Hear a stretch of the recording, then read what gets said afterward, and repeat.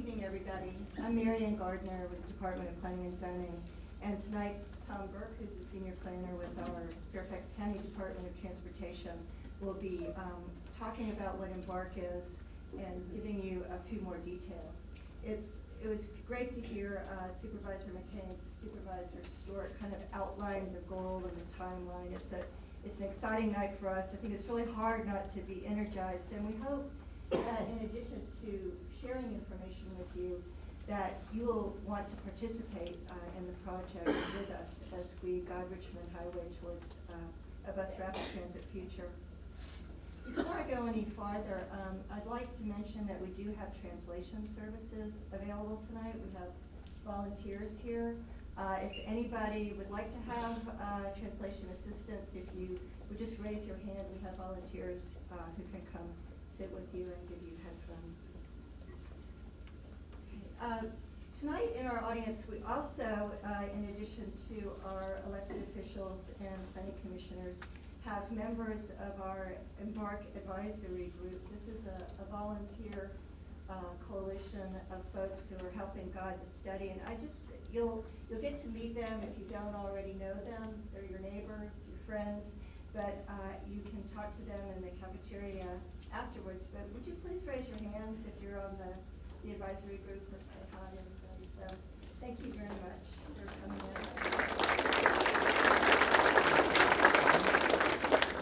Okay, so for tonight we're going to talk about what is Embark. You've heard the highlights, specifically what's bus rapid transit, in case there are any questions. What could this mean for Richmond Highway? What's our timeline? You've heard a little bit about that.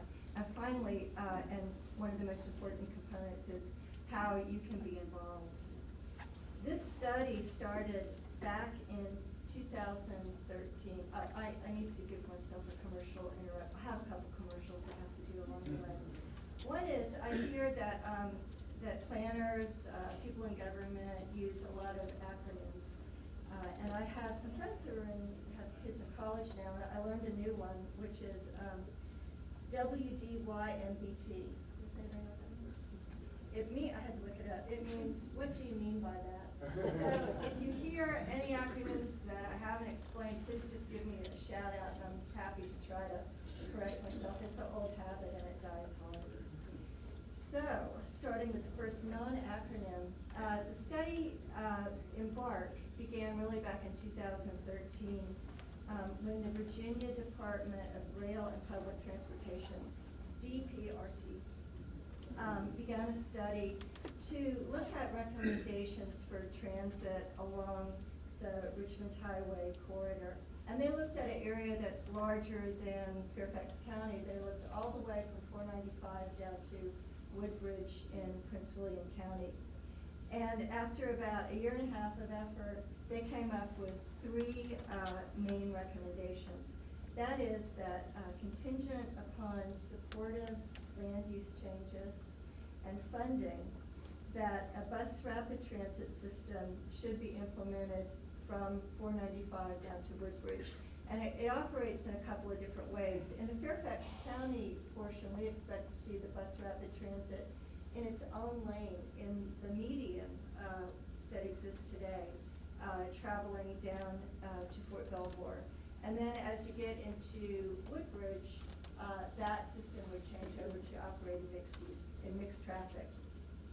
The second major recommendation, which Supervisor McKay mentioned, is that we should have a consistent 6-lane section along the highway. I don't think anybody will quibble with that. That'll help smooth traffic as it travels through the area. And then the third and equally important recommendation was that we should have consistent pedestrian and bicycle facilities all along the highway so that it's easier to walk and bike and get out of your car even if you're not using transit. So with that in mind, there was this executive steering committee that included elected officials at the local, state, and federal level, as well as members of senior staff from the counties who were involved, and they supported this recommendation. That recommendation then went to our county board of supervisors, who said, yes, this is a great idea. and came up with steps for its implementation. And as you've heard, it means two things initially. One is to amend our comprehensive plan to support transit, and the second is to look at sort of the environmental analysis which is needed in anticipation of asking for federal funds in the future for two projects. One is for BRT itself, and the other is for road widening for the part of Richmond Highway that's not yet 6 lanes, which is the southern end. So, okay, here's my second commercial break. Okay, when I say comprehensive plan, how many people know what that means? Oh, very good. I can tell that you've had lots of participation. Ma'am, could you slide over to the microphone? Oh, yes, I'm sorry. Thank you. The comprehensive plan is a general policy guide that's very important for a couple of reasons. First, it's developed through community participation, but it's used in the development review process. So if all of you, wherever you live, your property is zoned for something, whether you live in a house or an apartment, if you want to change that zoning and you come to the county and say, I'd like for it to be something else, the comprehensive plan is consulted. This is broad policy guidance that's used by staff, the Planning Commission, and the Board of Supervisors in making that decision about whether to change what the use for property can be. So because it's developed through the community and is so important to our development review process, we must amend the comprehensive plan to be supportive of transit use.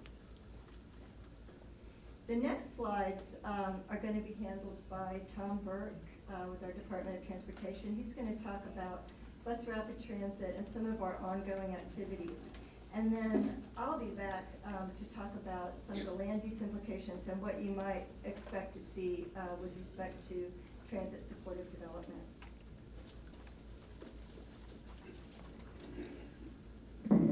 I'll try to project it. Good evening. My name is Tom Burke. I'm a senior planner with the Department of Transportation.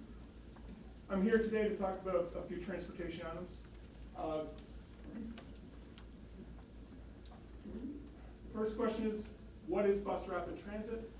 It's what we're proposing down the middle of Route 1, Richmond Highway, sorry.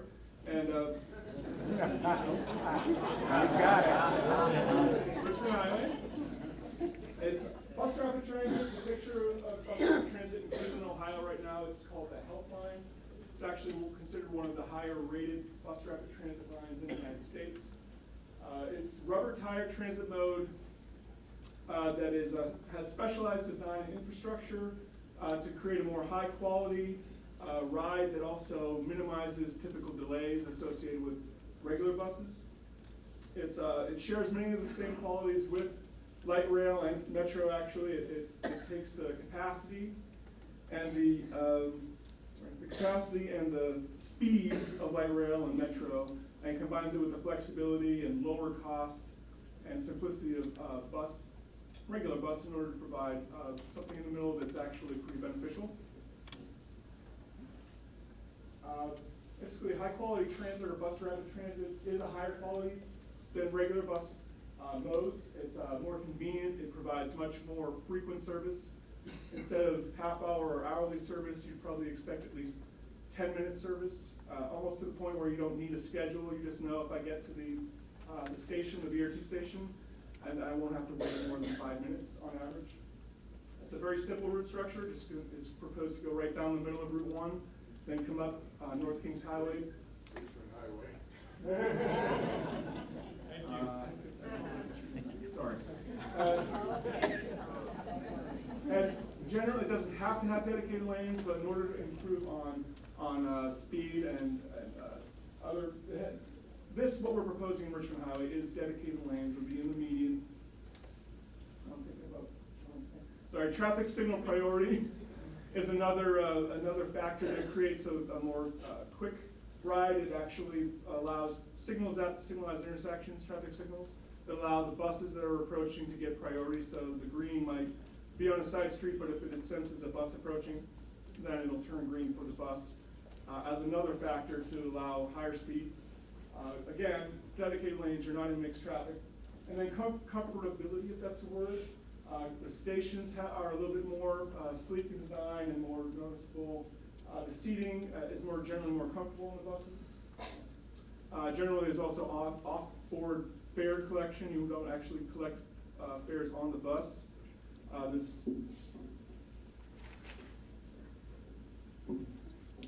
This is bus rapid transit, very similar to what we're proposing for Richmond Highway in Alexandria.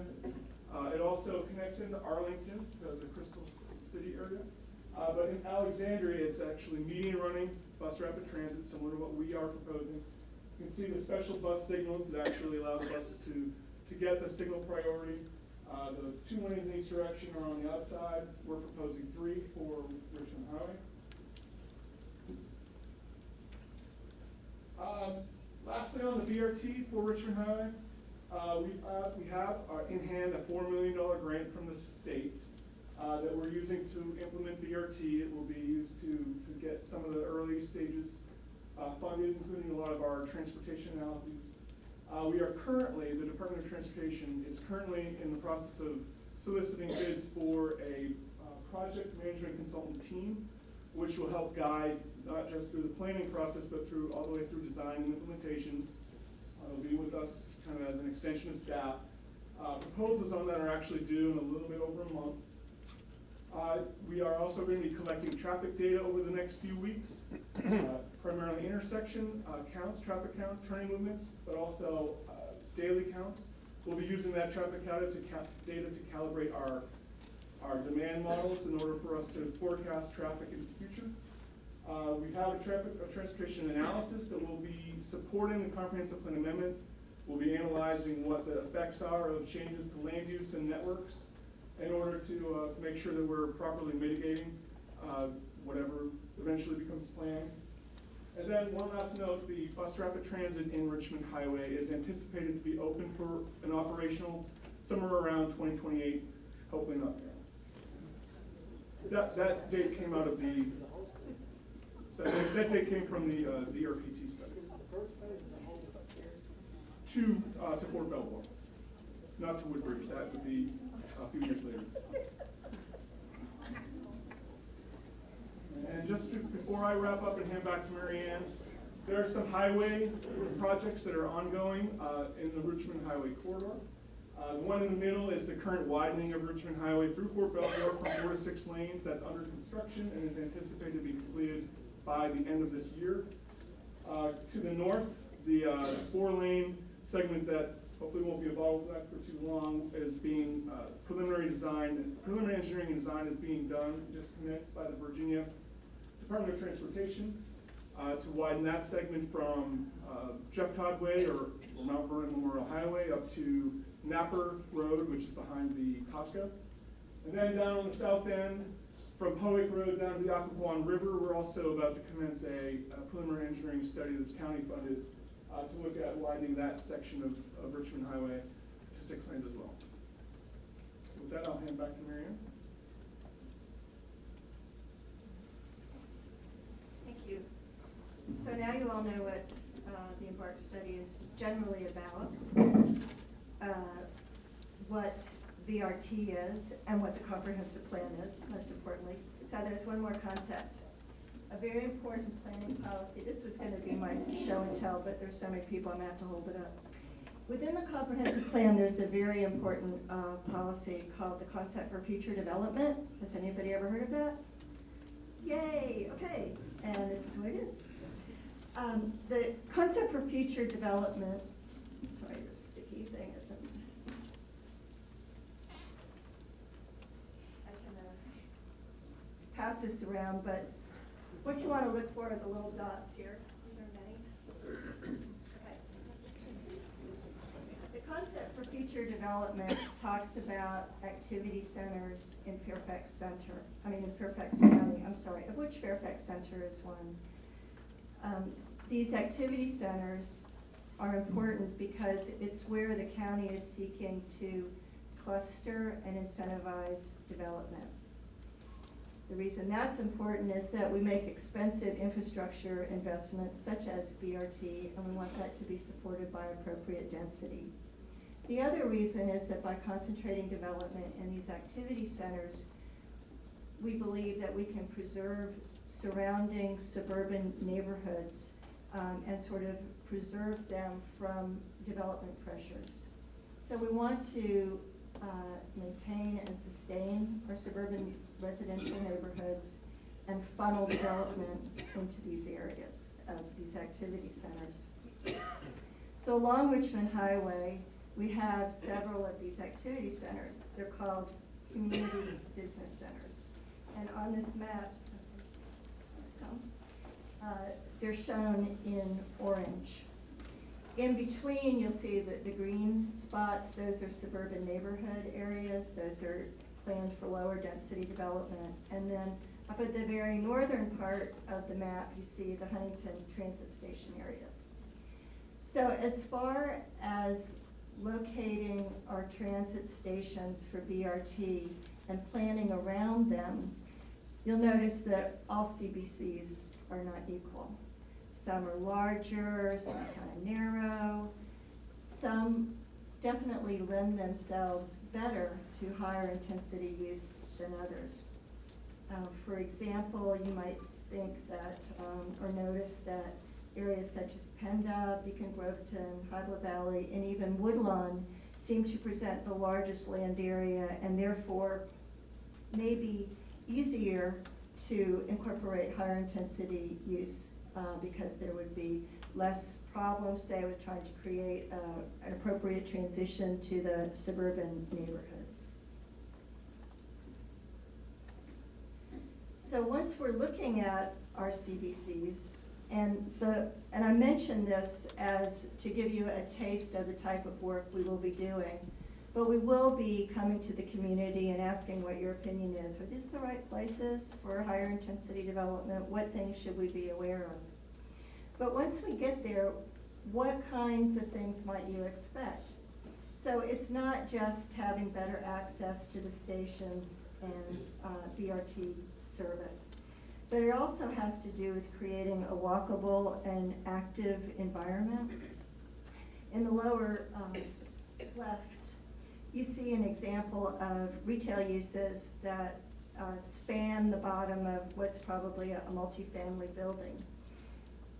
That would be convenient because you could daisy chain. That is, once you get out of your car and you need to go to the pharmacy, to the grocery store, to the drugstore, on your way home, you may not have to get in your car again to do it. Even if you don't use transit to get to your job, it provides better convenience for all people.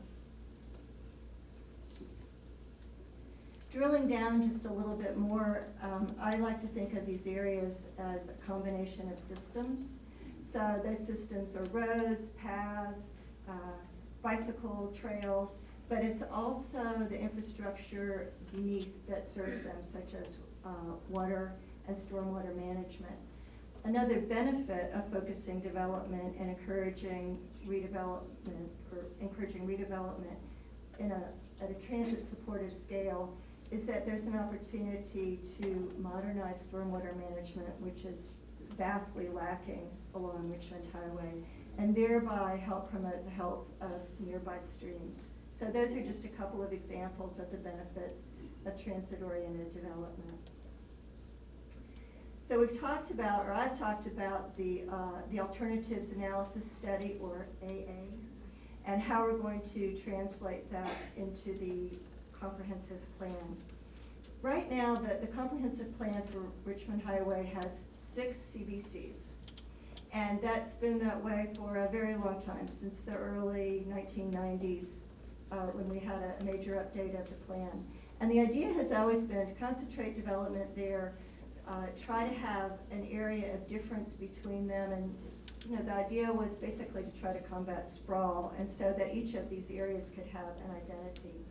So what we propose to do is to take the alternatives analysis that was done by the Virginia Department of Rail and Transportation and mold those recommendations in a way that is acceptable and exciting to the community. So that'll be sort of the next steps that we'll begin. And public outreach and participation is a big part of this effort and will continue throughout. I mentioned that we have an advisory group that is helping us in the study, and it's composed of people from Southeast Fairfax Development Corporation, the Mount Vernon and Lee districts, as well as an at-large member. We have standing meetings to which you're welcome to come. They're the fourth Monday of every month, and we have alternated evening versus morning in a way to try to capture more folks, make it easier for people to come knowing that you have busy schedules. We usually have public comment at the end of the meetings, and all the documents from the meetings are posted on our website, for which I'll give you the address in just a little bit. The advisory group is not only providing guidance to staff, but acting as our community liaisons, which is why it's so great that most are here tonight. And if you don't already know them, I hope you will get to know them in the cafeteria. Insofar as our components and general timeline, this works. Yay, animation. So far, we have completed an existing conditions analysis, and this kind of helped us know what probably a lot of you already know about the corridor. We're now beginning to work on policy that will welcome BRT and ultimately Metro Rail to the corridor. And next we'll be starting with more specific and in-depth looks at station location and density changes. In any planning study, it's important to measure the impact of that, which I'm sure is something that you all know. We'll be looking at schools, transportation, parks impacts, and just seeing how everything works together. And then there'll be a series of refinements until we get to the point where we have a recommendation that can go forward to the Planning Commission and the Board of Supervisors. For our existing conditions analysis, we looked at 8 separate areas. It included land use, transportation, housing and community development, environmental features, heritage resources, public schools, public safety, parks and recreation. And so I have a couple of questions for you, just to see how well, because we learned some pretty interesting things. Okay, if you had to guess, how many vehicle trips do you think are taken each day between PennDOT and the Beltway? Anybody want to shout out an idea? 50,000. You are correct. I wish I had a prize for you. Very good. All right, let's see how you do with this next one. Okay. How many people do you think live within a half mile of the 9 proposed transit station areas? 23,000. So, but with perhaps more transit-oriented development, we may see some more folks. We have 39 parks that serve the area, and they represent almost 2,300 acres of land. But hopefully with transit-oriented development, there'll be better connections to those parks, as well as more neighborhood gathering spaces. All these will be in the cafeteria, so hope you visit them and get to know them a little better. We're also looking at policy guidance, as I mentioned before, and this is a broad look at revitalization, the needs of the community, incorporating transportation recommendation, making sure that we balance growth with public facilities, maintaining the stability of neighborhoods, and preserving and restoring the environment. So that brings us to where we are tonight. Oops, I went 1, 2, 4, I'm sorry. Which is the first of our planned series of community meetings. We expect to be coming back to you on a quarterly basis, more or less. Tonight is just the intro. We hope that this whets your appetite for the project and that we will hear from you a lot. At the next meeting, we'll have more specific information. For example, we should have a draft cross-section for you to see. The cross-section is going to be the bus rapid transit is in the middle. We've got our 6 lanes on either side. But what happens on the side after that? We need to have sidewalks and bicycle facilities. how does that matter, especially for you, those of you who are avid walkers or cyclists? And then as we go through the end of the study towards 2017, we will be presenting more information for your feedback. So after this, you've had the full gamut of planning and Embark information. We'd like to invite you to join us in the cafeteria where all the really smart staff are who can answer lots of questions. In addition to the really three great people who are here in front, that's Barbara Byron, who is the head of the Office of Community Revitalization, Fred Selden, who heads up the Department of Planning and Zoning, and Tom Bashadny, who heads up the Fairfax County Department of Transportation. So please come into the cafeteria, talk to us. There's a table. VDOT is there. They can give you more information about the widening. And we have a sticker exercise where we're going to ask you about your preferences for the area and to complete a survey so that you can, we can kind of tailor our future presentations for you. We also have all this information about how to stay informed, and this is on the front of your agenda, so you don't need to write it down. But please friend us on Facebook, join our listserv, and we'll do our best. Thank you very much.